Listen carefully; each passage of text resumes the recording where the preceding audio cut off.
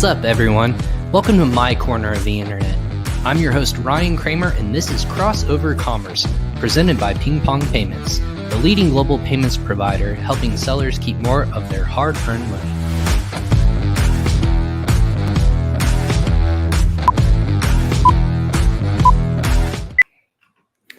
What's up, everyone? I'm your host, Ryan Kramer, and welcome to another episode of Crossover Commerce, presented by PingPong Payments. Episode 98 is where you're at today. Thanks for joining and tuning in today. Today's episode is titled "How to Get 10 to 50% more of your Amazon FBA businesses." Exciting stuff. We put stats behind it, and we're going to listen to our guest talk about what that exactly means.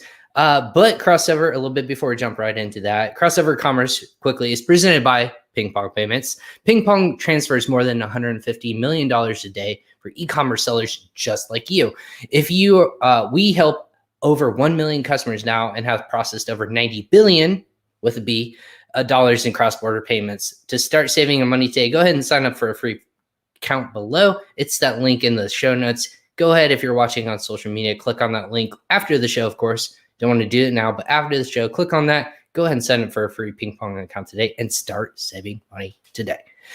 A big welcome to our audience here watching on Facebook, LinkedIn, YouTube, and Twitter. Of course, welcome to everyone who's tuning in for the first time or, again, the 98th time. I love having you all here asking questions because this is a live show. I go live about 4 to 5 times per week to bring the best, brightest, and most helpful people in the Amazon e-commerce space to give you a one-up kind of level up your business to the next level, if you will, in whether it's on Amazon, e-business, or wherever you might be building your business growing forward. So you don't want to miss a single episode. And of course, my 100th episode will be this Friday. You don't want to miss out on that. And we'll talk a little bit about that at the end of the show. But again, put that on your calendar. Make sure you don't miss out on that episode as well. But because I go live so much, you can actually interact with us on social media 4 to 5 times per week. Just go ahead and write your questions in the comment section on Facebook, LinkedIn, or YouTube. We'll be able to see those and answer your questions here live. Or if you're watching this later on, I call it team replay. If you're a team replay and you watch this later on when we're not live, you can go ahead and still ask those same questions. Just go ahead and tag us in there and we'll be able to see those and get those questions answered. Also, if you happen to be listening to this, we're everywhere where podcasts can be listened to. Again, Amazon Music, Spotify, Apple, or Google Podcasts, wherever you can consume a podcast. I'm going to be there. Just search Crossover Commerce. Make sure you subscribe and rate our podcast on there. The more people who rate it or the more sharing of it, the more people will be able to get all this information out there and be able to listen and level up their business. So make sure you tune into that as well. But about our guest today, if it was just about me, that would be one heck of a show, but it's not. It's me and my guests that I bring on the show. I call them friends of the show.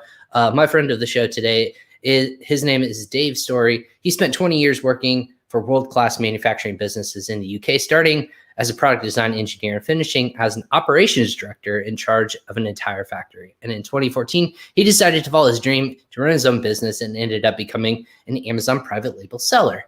Very, very similar story. We hear all this sort of time. Again, 2014, 15, we've talked about in the show, golden era of selling on Amazon. But as a private label seller, he has since sold 8 figures worth of products across the platforms. After selling his first FBA business in 2019, he realized that he was a massive amount of strategy and tactics that should be employed in order to get the highest selling price possible. And he knew that Amazon sellers would not know what these things are. So he decided to put a coaching program together to share his knowledge and give something back to the FBA community. The program is called FBA Built to Sell, or AFBTS, and it was released in 2020. And since then, it's been a fantastic results for people who have joined. Many of them have gone and sell their own businesses online and brands online for far more than that they would have done before then. And today he's running his own FBA business, which was built to sell from the onset and supports the students of his program to optimize their businesses and exit them for far more what they would have done. Again, welcome to Crossover Commerce, Dave Storey of AFBTS. Oh my gosh, Dave, that is a mouthful, but welcome aboard. Ryan, thank you very much for having me on the show. Excited. Do you like to stumble into the name? AFBTS. It's on the wall AFBTS, there it behind is. Oh, well, that's my cheat sheet, so I appreciate you doing that for me specifically. But hey, welcome. You're joining us from Newcastle, you said. So you're over in England, Yeah. in that area. So what's going on in the world? What's new with you? And kind of like for people who may not know you, that's an awesome background story. Maybe provide some more context to the situation, if you would, of who you are, what were you doing selling online, and that's a cool story. It seems very similar to what people do all around the world, but that tipping point, I'm really curious to dive into it. But tell us, who is Dave?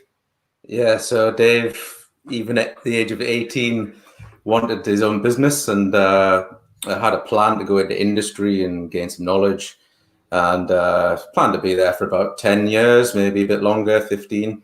Ended up staying for 20 because I enjoyed it that much. So I just worked for some great companies in the UK. As I say, started as a product designer. Absolutely loved designing products. Love it. It's my passion, product design. And worked my way up through different companies, different ranks, all the way to operations director, running lots of departments within operations and running the whole factory. And I stayed, as I say, a lot longer than what I thought. And in 2014, I saw my opportunity to leave the company.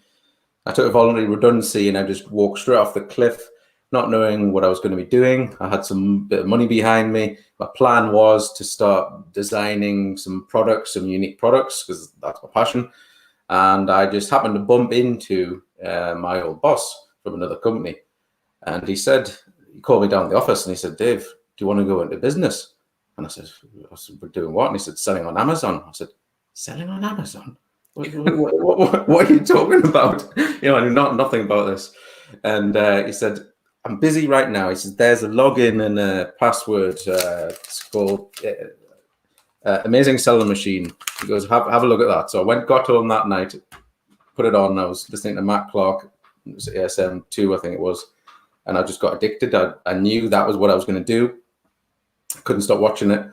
And we built a business up from 2014. And it went from there. And we should have sold it. This is the part of the story that's not in the intro. Should have sold that business in 2017. It was going absolutely fantastic. If I'd known what I knew now, it would have been sold then, but I didn't know all the stuff I know now.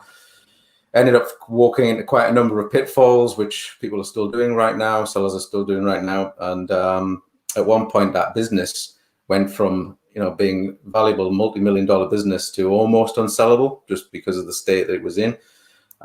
So I had to get that business back on its feet. And in order to do so, I decided to learn what it really takes to make a business highly desirable from the buyer perspective, and to grow that business in terms of maximizing its value.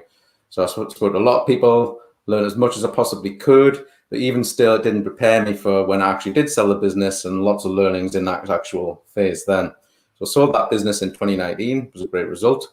And when I look back, I thought, wow, I've learned so much. There's so many tactics and things that I've learned here, that the next business I put in place is going to be built to sell from the outset, strategically built with the end game in mind, start with the end in mind. And all these things, I thought, well, I didn't know them. Lots of this stuff. I was in a professional industry, I was in businesses for 20 years. So how many other Amazon sellers are going to know this stuff? I thought pretty much hardly any, because it's not any training course out there. Very hard to find information. It's dotted around. There's a little bit more about now. So I decided to put this training program together called Amazon FBA Build to Sell. So it's a 7 modules. It's quite an in-depth program, which essentially teaches you all the stuff that you need to know in order to strategically think about your business, position it right from early on, and then create an exit strategy from as early as possible, and drive as much value in to your business, and have a fantastic exit, much bigger than what you would have done if you hadn't have been doing all this stuff. Well, I think there's so many fantastic avenues to go down. Thank you for sharing that. That's for only an hour of the show. I promise you that we will run up and I will want to go into so many other different avenues, but I always do this, and that's the beauty of the show. So for people listening, I hear a couple of different things. I hear again, we talked about I call it the golden age. Maybe a lot of people do it too. Maybe I subconsciously in saying this, we called it the golden age of FBA, right? 2014, 15. A lot of service providers, a lot of sellers we get introduced to this amazing selling machine course. But also we see a lot of people become successful. It becomes the wild west of Amazon. Anyone can be profitable by finding product, sourcing it, putting it online. It's not as simplistic as that, of course, but there's a lot more success and a lot of things could happen. There was a lot of tactics that could happen that don't happen even now today to be successful. So you sold from 2014 to 17 is when you said you should have. Yeah, should have done, yeah. So retroactively, I'm curious. Point number one, why then? What was the tipping point that you didn't? Because of course you saw the same stuff theoretically that you do now. What did you see that should have happened, but you decided not to? You wanted to grow up bigger. Simple as that. We thought let's just do more of the same and grow this business much bigger than it is now and sell it next year. But it didn't work out that way. 2017, as people know, in the business that was an Amazon seller before and during that period, the competition really, really hotted up. Things became very different. The competing factors on various elements on how to compete changed.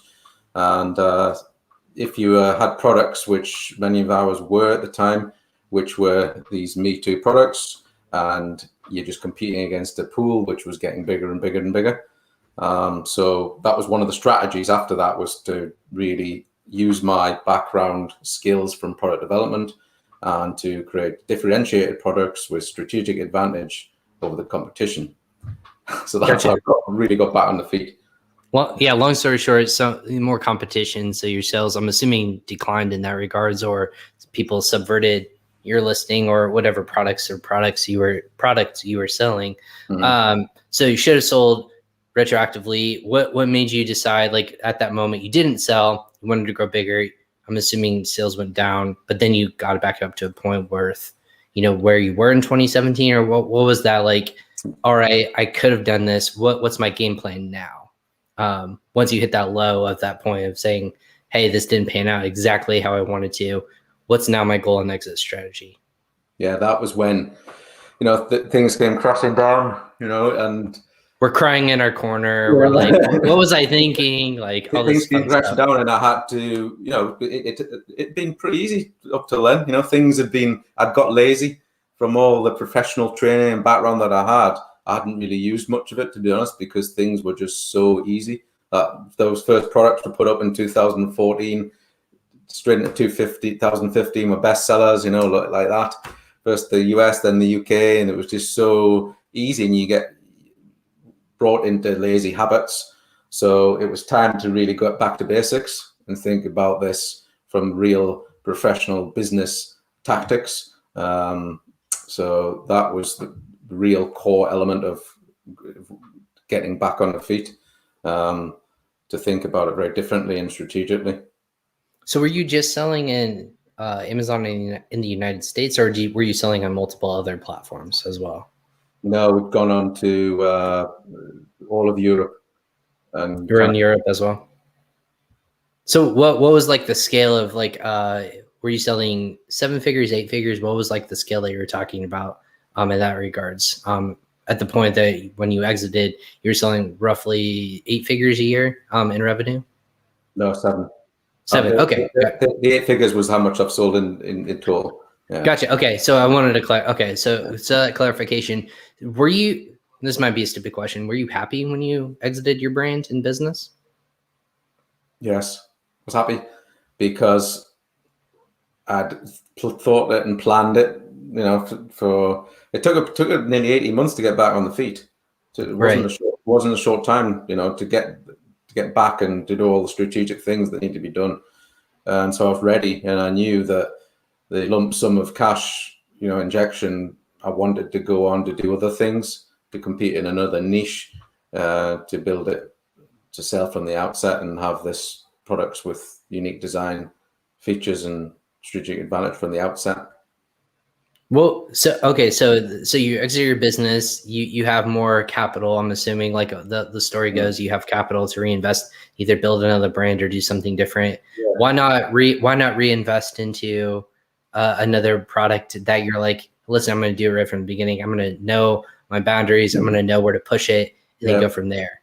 Why not take that avenue instead you pivoted? It's a good question, because we did consider that, but the niche and the brand that we had, it was limited in its growth and the skills that we had. We believe we had just the area that we're in. We knew how big that we could grow it, and we thought that the capital we got would be much better invested in other areas. We had loads of ideas, so great, some better ideas. So.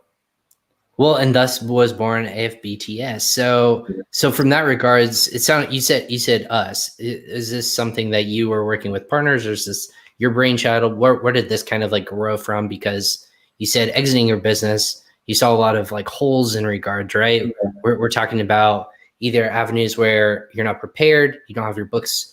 Like what were the kind of what were these wells of information that you were like, listen, I don't know why I didn't know about this when I was exiting my business.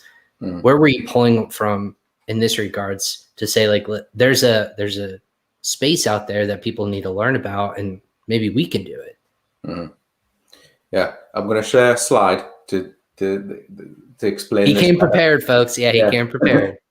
It's best described on a slide. I've got a timeline, and I'll explain. And for that too, Dave, I'll make sure I explain to for people who are listening, the audience who's listening as well later on. So once you share that, and for everyone, again, I want to make sure that we are watching this live. So if you're listening to us on LinkedIn, Facebook, YouTube, or Twitter, go ahead and let us know what you're thinking. I want to give a shout out to people watching on LinkedIn. Again, good morning, Ryan and Dave from Lisa. Lisa, friend of the show, over at Novaland. She has her own podcast, Linked Up Leader. So Lisa, thanks for tuning in as always. We appreciate your time here. And just for a little bit, but yeah, let me go ahead and what Dave is sharing with us, let me go ahead and go with there. So yeah, good. Dave, go ahead and take it away. Okay. I've got a few slides just in case various topics come up. So this, as you can see, is what I'm calling the FBA business timeline. I'm just going to put the highlighter on. There's a pointer. So just in the context of your question, I'm going to try and answer it with this timeline. So if you think about this business here was 6 months in the planning phase, 2.5 years in what I'm calling the strategic growth phase, which I'll explain, around about a year in the trailing 12 months consolidation, which I'll explain, about 3 months in selling, and then the buyer took over the business. Okay, so this is like a sort of 4-year sort of business life, sure, if you like. Now, most of the value that you can drive in the business is done in this phase here, in the planning phase. But at this phase, there's very few people thinking about this at this point, and there should be. The planning phase in terms of what products you choose, your branding, the supply chain, and driving in the lowest costs and the best quality in this phase, planning out, really cementing the foundations for a great brand and great business. Then this phase here, this long phase where you're growing the brand, these strategic decisions again have a massive effect on the actual value that you get for your business. And then this phase here, the trailing 12 months consolidation, is the 12 months before you sell your business. So it's a rolling time frame. Right. The 12 months of your books that they're going to look at and see the valuation of your company. Yeah. So depending on how far you're down here, this line could pull along with it if you're asked to redo your financials. Sure. And in this phase, there's less opportunity to drive value in and to change the multiplier. You don't want to be doing many of the strategic moves here in this phase. They're too risky and they take too long to get the return on investment back off them. So this really is about consolidation and reducing costs down so you maximize profits in this phase. Then of course in the selling phase. So this 12-month rolling phase, you don't want to be making dramatic changes. You're talking about launching new products. You're talking about changing logistics or manufacturers or anything of that sort, correct? Is that where we're talking about when strategic? That's exactly what I'm talking about there. So typically what I find is that, because I've got a Facebook group with 800 people in, and when they come into the group, I ask them some questions. And from those questions, I've gleaned that pretty much no one really thinks about an exit plan or the exit until somewhere down here, and they don't think they need to do it either. So people that are in this phase, they say, no, I don't need to think about anything to do with exits, or I'm a buyer at this point because I'll do it here, or some even do it here, and worst, it's not done at all, which is actually quite common. So there's a few concepts to get across. Who are your customers? Now, obviously, the more in the planning phase, people think about who are they going to be their customers that they're selling the products to. And the more customer-centric you are, obviously, the better business you're going to have in this phase. But there's another customer, and this is this one here, the buyer. So why only care about that customer right at the end? You should be thinking about what this customer wants, what these customer requirements are right at the beginning as well. So that's how you're going to drive in best value. You should be minimizing the risk for when this customer takes on your business, the risk of getting good return on investment. And you should be building a business right from the outset with consistent growth and opportunity for the buyer when they take it on to grow it even further. That's really how you're thinking about the buyer, this customer, from the beginning. So in your planning phase, you building a business, your online business, your e-business, you're looking at the exit customer just as much as you are the person who's going to be buying your tangible goods online. Yeah, well, interesting. Well, yeah, and thinking about the things that's important to them, the things that's going to be important to really drive a high multiplier in the business. Now, so the type of products, for example, you don't want to be doing me too products. You want to be having products that got some innovation in them, some real IP locked into them, and locking that in early on. That's just one example of many. Is the product. So yeah, go ahead. If you think about when's the best time to increase the multiplier over this timeline, so is at the beginning, and as you progress down it, your opportunities diminish as the time progresses. So what most sellers are doing is coming back to what I was saying, are doing it in here and missing out, leaving a whole host of opportunities that they could have put in place back here to build that business as much stronger. I was going to say, if you're going to be elaborating on this, I want to ask questions because I ask them right away. So if you want me to wait till the end, I will. Yeah, I think there's only one more slide left in this bit. Sure. Yeah, I'll let you go ahead. And then, of course, there's pitfalls along here. If you don't know what they are, there's a high chance of falling into them. And the size of them are huge at the start, and then they decrease in size as time progresses.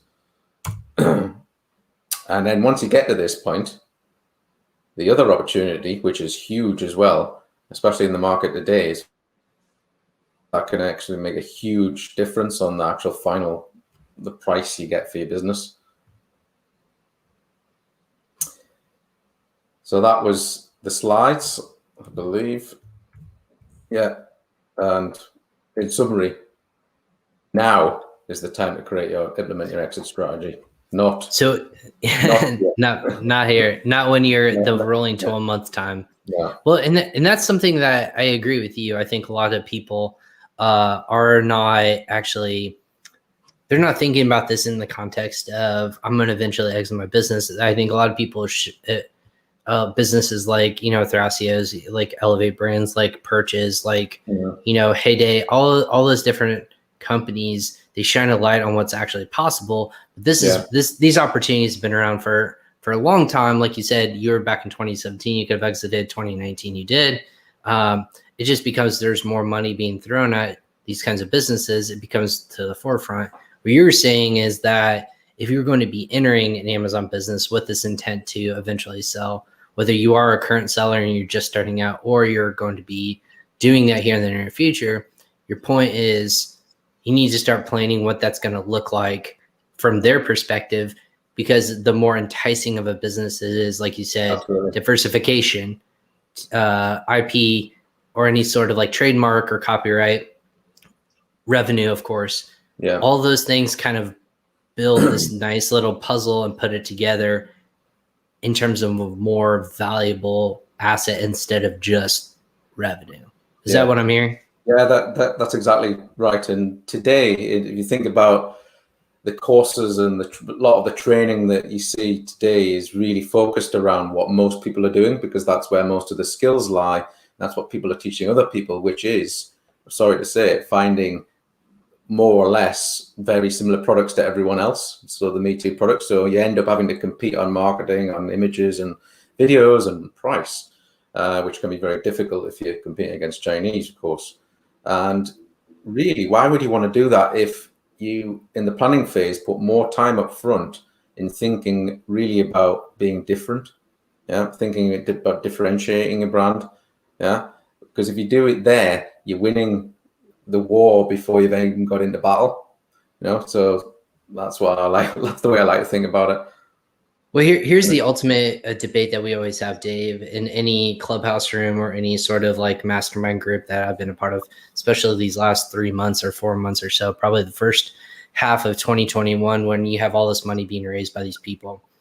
There's the constant debate of what's more valuable, a brand that has spent time and money and effort into branding themselves and differentiating themselves, or is it more valuable and worthwhile to be more of a numbers focused business, to be able to clean cut, move on, and let those aggregators or roll up companies or even private equity companies we're predicting to later into the market come in and just sweep those up, slap their own brand on it and let them take it there.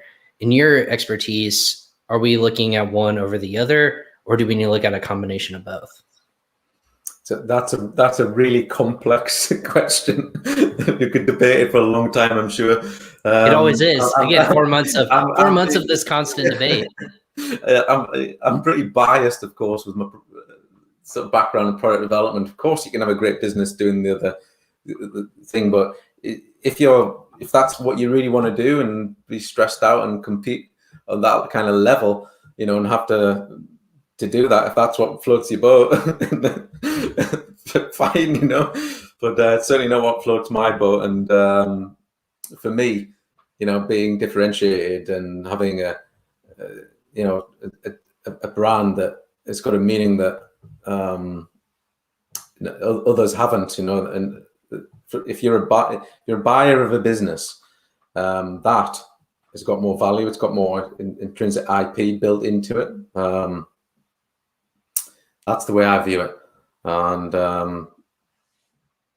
so wait, I agree with you, and I'm not saying, I'm not debating you in this regards. I think I hear a lot of, because there's so much debt being raised by again, we talk about Thrashes, we talk about all these different businesses. I've been having them on the show and say, what's more valuable to you? Is it something of a large portfolio, or is it something that you can turnkey and put into different marketplaces? What is it that you're looking for? And to be honest, like I think they do look for a lot more ease of turnkey. But that being said, when you're you're buying an established brand, you've put in so much legwork.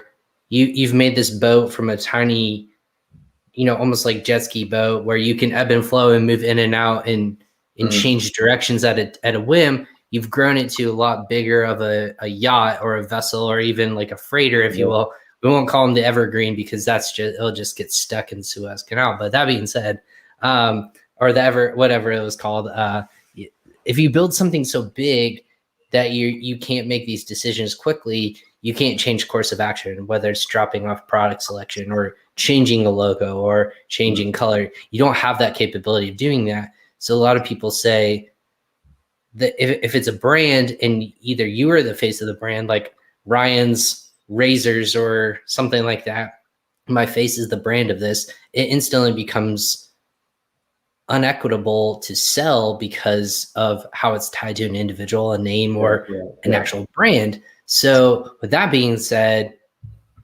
for everyone who's listening or Amazon sellers who are watching this, is it important to establish yourself as a distinguishable, subset? You are not the brand, but the brand itself can be ebbed and flowed when you exit your business. Yeah, I can sense that there's a difference between what a buyer finds valuable, because I think these big aggregators, they've got huge resources now, and they can do things that you're never ever going to be able to do, and they can compete with products that you can't compete with. So those products might, you'd be struggling yourself, but they could take them on and do great things with them. So those could be just as valuable. But in terms of having products that are absolutely protected by patents and trademarks, and stopping anyone else from copying them, that though will drive a higher multiplier at the sale in relative terms to Me Too products, just simply because they've got more value. You can maybe they want to sell them on different platforms or the big box stores, things like that. True branding of you're going to be able to have more growth opportunity. Right. And that's the beauty of it, right? Like what might be a negative to some businesses might be a positive, because if they are putting in an offer, they are falling in love with the brand, the partnerships, the supply chain, whatever that might be. That is what they want a part of. And whether that's selling very well in big box stores or in retail, or that's having a great supplier relationship, or even had brand equity in terms of press releases or publications or anything like that, that all becomes super equitable in terms of where they can monetize later on. So if they weren't going to tap into that, why buy that in the first place? So that's what I think is there's a lot of space to play out there, which is really cool. And I think that if you're building a brand, maybe this is your thought, if I'm building a brand and putting the money and effort and time into that, you're going to see a much higher return than you would of a tangible product that might just look really good on paper, and you can just cut it off and let it go and just be really good at launching a product, getting great reviews quickly, building something that's distinguishable in that quick 12 to 18 month or 16 month window. And then you can just pass it off and do it again. That could be your process. You can be really good at it.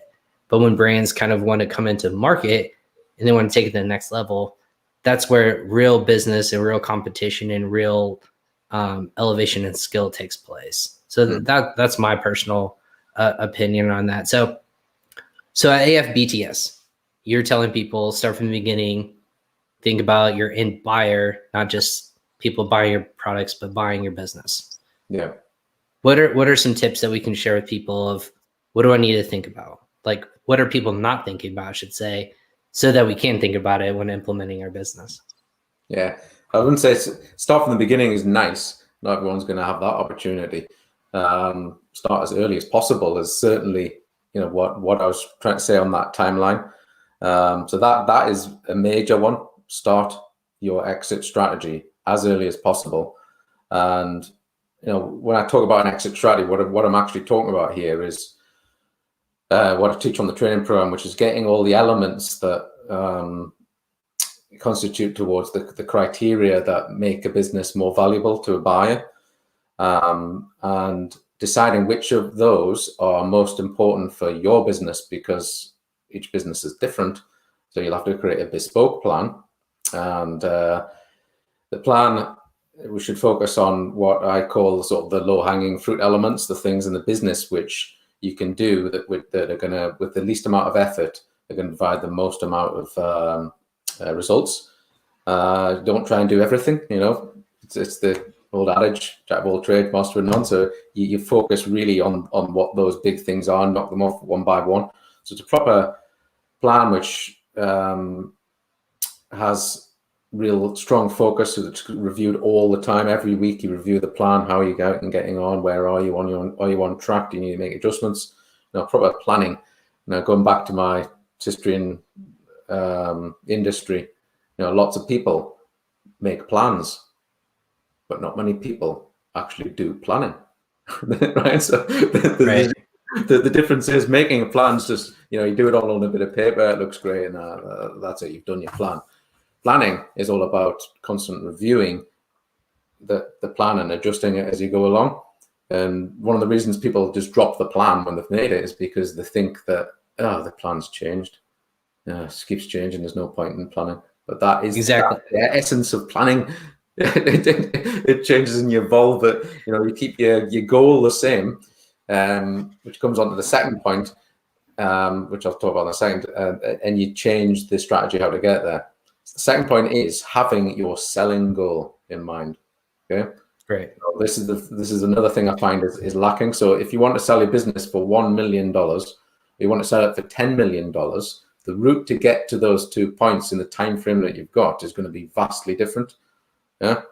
And if you have got some financial planning software, which I do have, and you can map it out for 2 years, and you can say, you sound like my broker. When do you plan to retire? 65? Perfect. This is how you get there. And it's just it's very sad how in the beginning how little it is, but then you're like, oh, in 30 years, this is what it looks like. You'll get there, Ryan, or Dave, or whomever. Yeah. So anyways. So let's just say in 2 years' time from where I'm at now, I want to sell my business for $5 million. And with the products I've got, so you map it out first, what's going to happen, and you'd see where you are in terms of business value. So what happens if I add another 3 products in? Where's that going to get me? How many products do I need to add in? Do I need to go into different marketplaces? Do I need to go on a different platform? How am I going to get to this point? So you need to create a financially driven plan, which obviously is reviewed every week. Yes, it will change. Yes, it won't be the same as when you started because things evolve, information changes, but it's this focus on your goal, which is going to get you to that point much quicker, and far more likely to get to that point as well. So that's really the second one, having your financial goal planned and mapped out. Absolutely critical. And there's not many people who actually do that because there's not tools exist to do it, and it's just this lack of planning that I find in Amazon sellers that I speak to. Right. The whole adage I've been hammered in when I was in primary school was those who fail to plan to fail. And I forget who the person is always. I wish I remembered. I remember sitting in an audience and he said those who fail to plan to fail. And so that being said, there's a couple of different routes I kind of want to take in questions here. Students or people don't know the value of their business, right? It's an asset. Now more than ever, we're trying to educate people, and you specifically are trying to educate people. What you have and built this brand and sweat equity is now an asset. It's like a house or a home, a car, something with tangible value that you can evaluate based upon history and demand and all this other fun stuff. That being said, when someone comes to you and go, Dave, I want to do $10 million, but I'm selling this, and you look at product X and look at goal Y, how do you help them either reset expectations, or how do you say that can be achieved? Like, I guess my question for you is, do you tell people that's amazing, if that's your goal, this is how we're going to get you there? Or do you have to do more of reset expectations based upon where they're at and kind of almost bring the bar down a little bit more towards what's more tangible and realistic? Yeah, but what I would do is plan it out in the forecasting tool, or plan the business out in terms of all the products, the forecast of what they think the sales are going to be on those products, all the costs, all the overheads, everything all the inventory purchases, so you could get an overall view of where that business is going to be in terms of its SDE curve in a year's time, in 2 years' time, if you did this. Okay, and also it will show the cash flow based upon that plan that you've got. Now, let's just say you were $1 million short. Okay, now what are you going to do? So you're going to obviously add more products or increase the sales on those products, but how are you going to do it? So you need to work this out. So let's just say we're going to add 5 more products based upon some products you've already got. You know how well they sell. You've done your analysis in terms of demand. you obviously be a bit conservative, don't go over the top, and plan those 5 products in. So you'd say, can my cash flow hold those 5 products? You know, when do I launch them? Do I launch them all at the same time? Do I launch them every month, or launch them every 2 months? Then where you're going to be in terms of your SD, if you had those 5 products in the business with a launch plan, you know, you're still short, but what else do you need to do? Maybe you need to go into to selling in the UK or in Germany, because these are great products which you think will do well in those marketplaces, and it's much simpler to expand in those areas and do it like that, and less risky than doing it with new products. So you're building essentially, we'll probably talk all day about that, but you're building essentially a plan based upon what the financial data is showing you. That's how I do it with them. Well, and you forgot the most important one is using PingPong payments to save them on international conversion fees. Saving 4 to 5%, but it's your bottom line. You get there way quicker. Nice little plug-in, right? Like you set me up on a tee and you didn't even know. Well, and that's the thing, right? Is like so many people look at, I want to exit business, and like it's so much hard work now than it is. It's putting a sweat equity. It's actually a full-time business to be successful on Amazon, because it's not as easy as it once was. Like I'm assuming you can relate to that. It's not, you have to distinguish it. You have to be so much more unique and different. And there's so many things going against you with ads, different ways to attract consumers, Amazon changing their storage limits at a whim, all these kinds of things that you say are forecastable, but what about the ultimate unknown of, and maybe this is cynical of me, if Amazon just has a bad week and they're like, we're going to change our inventory level. You as a business can't plan for that. How can you truly plan for that? Well, you can't plan for it. It's difficult to plan for the unforeseen. That's for certain. But, or a global pandemic hits, and pandemic hits, and here we are. The lesson to be learned is from what's happened recently in last year. You know, it did affect many sellers. Is that you need a plan B in terms of holding stock in third-party warehouses. That's for absolute certain. That's what Amazon's pushing now. They're not a warehouse. You know, they're a just-in-time warehouse where the products are going to come in and be sold as quickly as possible. They want to run lean and have as many sellers as possible and products as possible, and they can't do that with. Do you have a theory? Do you have a theory behind that by chance? Like just kind of like taking if you're in Amazon's chair, why are you making these changes? It seems more difficult for a third-party seller to go through all of this. But from Amazon's perspective, what is your thoughts behind everything, and especially with inventory and warehousing? So they can have more sellers with more products in their warehouse and make more sales. So instead of just more of like really high selling products, you just want more diversification. They haven't got slow moving stock from less sellers in the warehouse. That slow moving stock is getting kicked out and replaced by different sellers, different brands, different products. And so they're going to expand with the actual footprint that they've got in terms of the warehousing. So yeah, you're just saying basically making everyone reevaluate what's being successful, what's not being successful, getting rid of it. Is that punishing high value Amazon sellers that are selling so much inventory at a quick volume? If to launch a new product, they would have to either cap some of their best sellers, or you have to continuously have a contingency plan of a third-party warehouse to closely fulfill to Amazon's warehousing. So that's just another step in the cog that you have to play. They've just changed the game, made it harder for sellers and more profitable for them. And I think that there'll be more of those changes coming down the line. That's the nature of Amazon, selling on Amazon.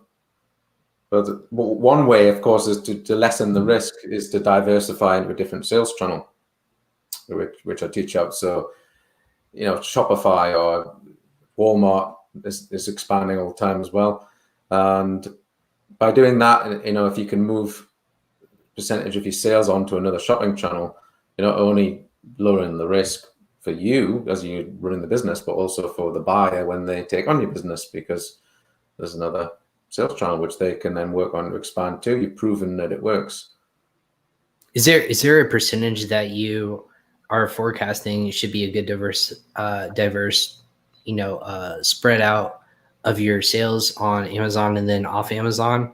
Is there something that looks very good for a aggregator or someone in private equity? Yeah, Private, about 20% off Amazon. So you get 8% of sales on Amazon, and you've proved that you can make sales 20% of them off Amazon, perhaps on your own e-commerce site. That's good value. So 80-20 rule of Amazon to off Amazon, 80 on Amazon, 20% off. Does it skew more in profitability if you have more off of Amazon? Is that where you think that your value of your business can go up more? No, the aggregators, as we're talking about at the moment, are specializing in on Amazon businesses. Yeah, so if you had only 20% of it on Amazon, for them, they're not going to be able to just grow it as efficiently as 8% on Amazon. So what with this all being said, lots of people are exiting their business because there's lots of money in play, and it's getting harder and harder to predict what Amazon's feeling month to month.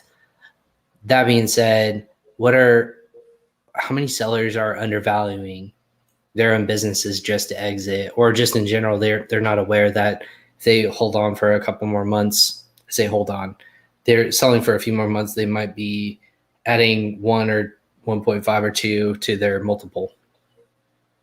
I would say a lot. I can't quantify, but the ones I speak to, and I know that something that's happening right now is because the market is getting so aggressive with so many aggregators.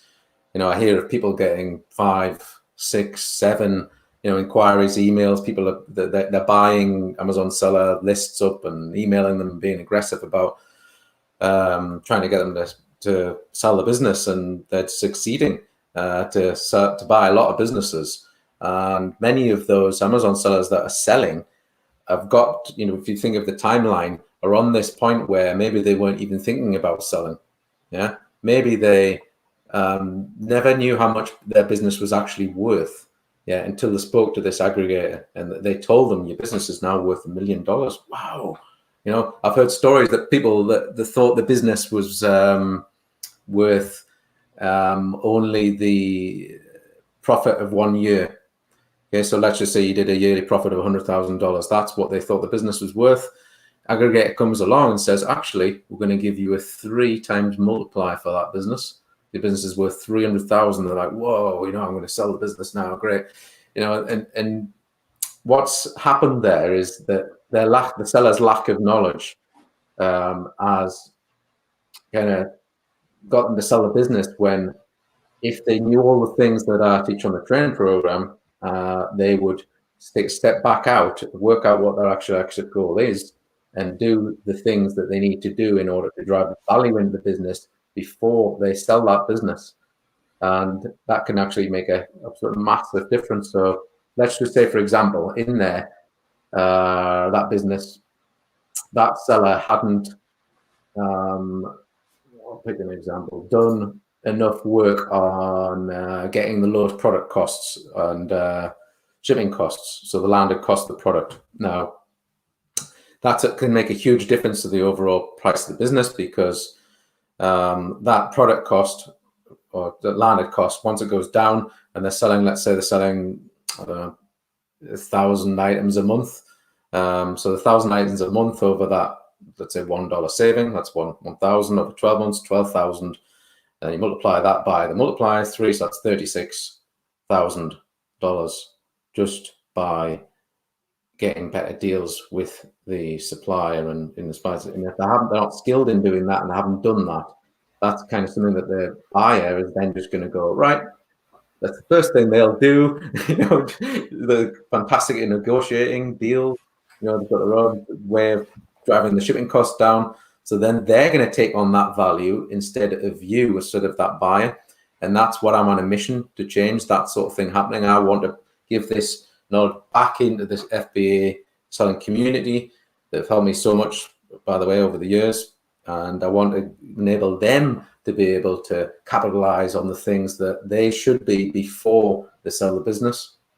And that's what's happening right now. The sales are going through too quickly, and they think they're walking away with great deals, but they left so much on the table, so much that the buyer was just done themselves.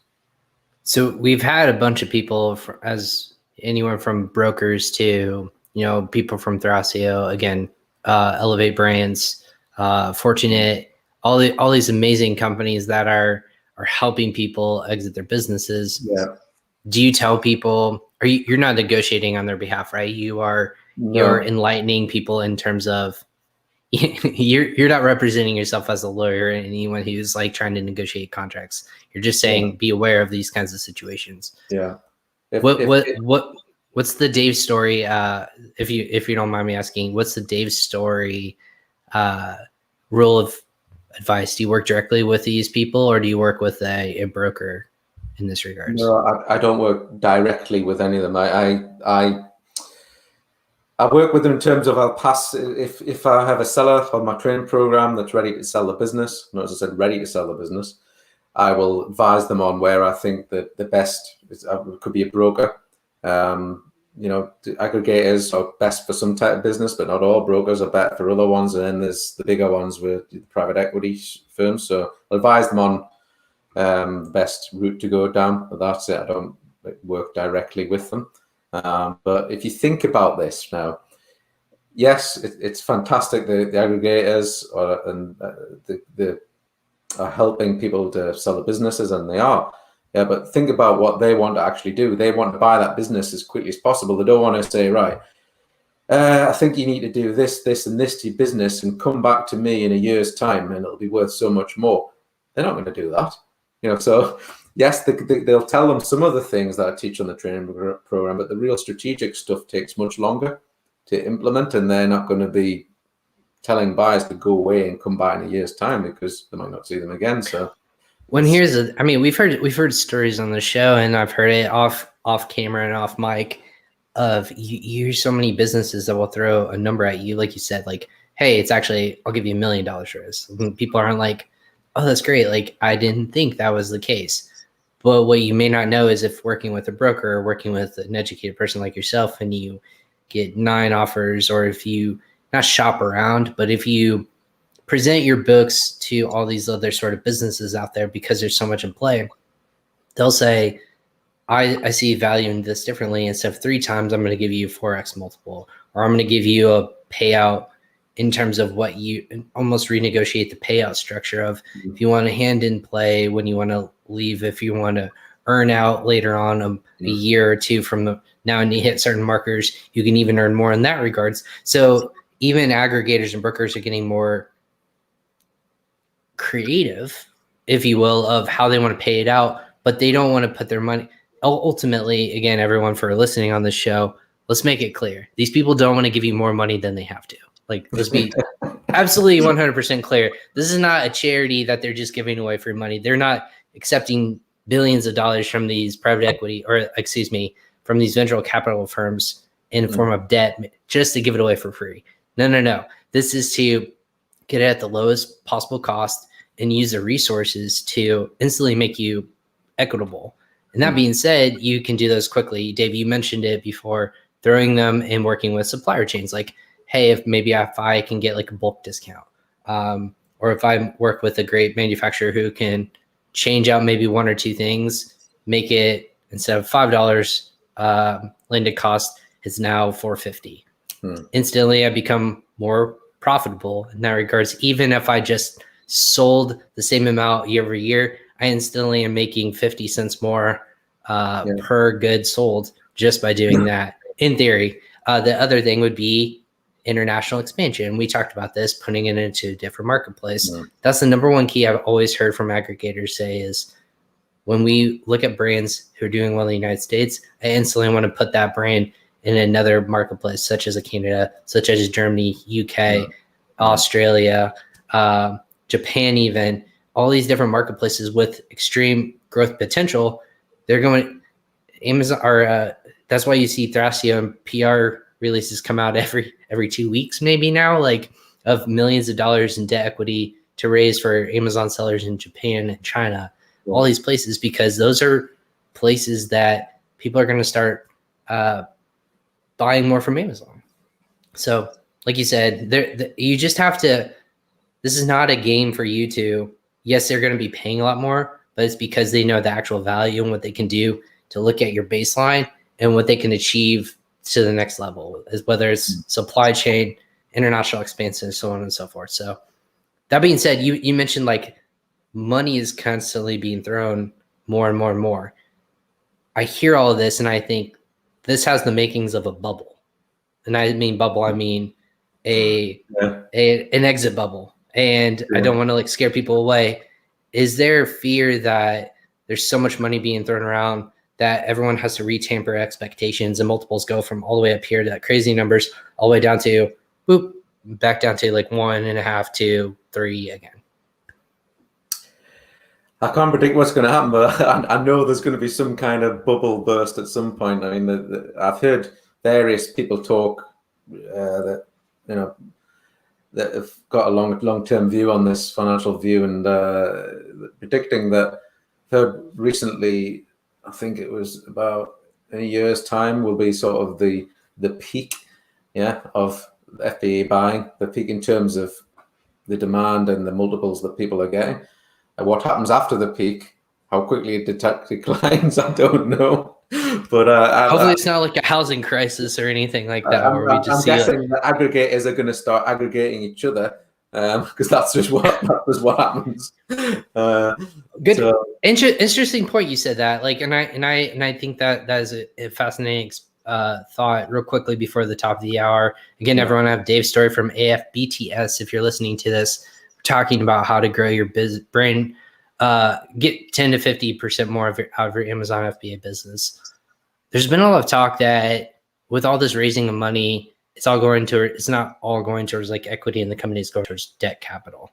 And with such massive amounts of money being raised, does that make you lend to think that people are going to start purchasing other businesses that are purchasing businesses? Like you said, consolidation of aggregators, people buying out brands and then working together, whether it's using the same equity or using each other's brands or just buying and reselling brands. Yeah, I think that's what's going to happen. I think that not only that, I think that the biggest aggregators will maybe even try and start their own selling platforms. I can see that in the future, because they'll be so huge, they'll have such power in terms of the amount of products and revenue that can generate. So, that or build yourself so big that you have to be purchased by private equity firm or company with even more money, and they just build out you as a branch of e-commerce, and just build out that systems there. So there's a lot of different ways to pivot. And like I said, like you said, we're only a third of the way through 2021. I say only, we're already a third of the way through 2021. So I'm curious to see where the rest of the year goes. Do you have any final thoughts or parting words for your students? Like what's your goal and mission for this year? And what do you think is kind of, what do you want the Amazon community to get out of what's happening right now in the space? Yeah, my goal and mission is what it was last year, is to push my knowledge and to make as many sellers as possible realize that having the strategic exit plan as soon as possible can have a massive effect on your final business value. Doing it last minute is not where you want to be, unless it's for personal reasons or something like that. That's my goal. As many people as possible. That it's been a tough year. I've missed the conferences and haven't networked as much as I should have done and could have done, and perhaps more people would know about it all by now. But that's where we are. But I'm pleased to be on this show, and I'm hope from the stuff that I've talked about, I hope people watching it are going to see some of the insights that I've put across, and they'll be able to think about the business differently and want to get their own strategic exit plan in place. Well, I appreciate you sharing your insights, obviously, and sharing your story, if you will, pun intended, for the last name, for sharing your time here, Dave. And everyone listening, this is the first time Dave and I are talking, so we're conversing like we would at a conference, or any sort of insight to, again, share this insight that he's gone through and himself, and the feedback and insight I have, to make sure you level up your business and kind of grow it from there. Now, that was a very good time to obviously exit your business, but make sure you have that number in mind. I think the takeaways I would say, and Dave, add on to this if you would, make sure that you're planning effectively what your ultimate goal is when you enter into this sort of ecosystem. If that's exiting a business at a certain multiple, making sure you can achieve financial success at whatever that looks like for you and your family or yourself. And then ultimately, if there is an opportunity, making sure that you have everything set in place so that you can cleanly exit a business, books being kept well, making sure that you're optimizing every facet in business, and making sure that you're diversified in all these other areas that we discussed earlier in the show. Is there anything else that we would add on that? Yeah, so the start with the end in mind philosophy. I love it. End goal, have that target, and work out the plan to get there. Absolutely. And if people wanted to learn more about like what you have to say, or you said your course, that if that's a paid course or free course, we never talked about that. Where can we kind of get in touch with you, or get in touch and kind of just pick your brain, or even learn about the AFBTS? Yeah, there's a couple of ways. Find me on Facebook, Dave Storey. Chat to me. I'll talk to any Amazon seller. I love to talk to Amazon sellers because I just love it and learn so much. So you are at the core, man. Or there's my website, which is just popped up there, FBTS.com, or you could just send me an email. I'm happy to talk to people on email as well, which is Dave_Storey@AFBTS.com. Excellent stuff, man. Yeah, AFBTS.com. Yeah, I'll see if I can help your business, which I'm sure I can. Yeah, there's already 850 or 823. I forget what I looked last night. All this stuff is linked down in the show notes below. So if you're watching this live on social media, or if you're listening to this will be in the show notes as well. Go ahead and check out the links below to get in touch with Dave. And ultimately, if you need to connect with him, pick his brain and how you can make sure that you're getting the most out of your asset, which is your brand on Amazon. Go ahead and check him out at AFBTS. Dave, thanks so much for hopping on Crossover Commerce. I know this is a pleasure for me to talk business with people. And like you said, hopefully as conferences kind of slowly roll back, I know a lot of people are focused on July, and whenever UK kind of lets people roam free again, you said every month we're doing something new, like to open up more. Yeah. Hopefully we'll be able to see everyone soon enough in person and really educate more in this capacity. So thank you for your time today and your knowledge and sharing with our audience our Crossover Commerce. Enjoyed it, Ryan. Thank you very much. Awesome. Thank you so much, Dave. And then for everyone, just quickly, thank you so much to Dave Storey again for sharing his insights and wisdom about exiting and kind of having your goal in mind from the beginning of selling online. Always have that goal planned out when you're going to exit your business. The sooner the better. We cannot stress that enough. That was very good words of wisdom.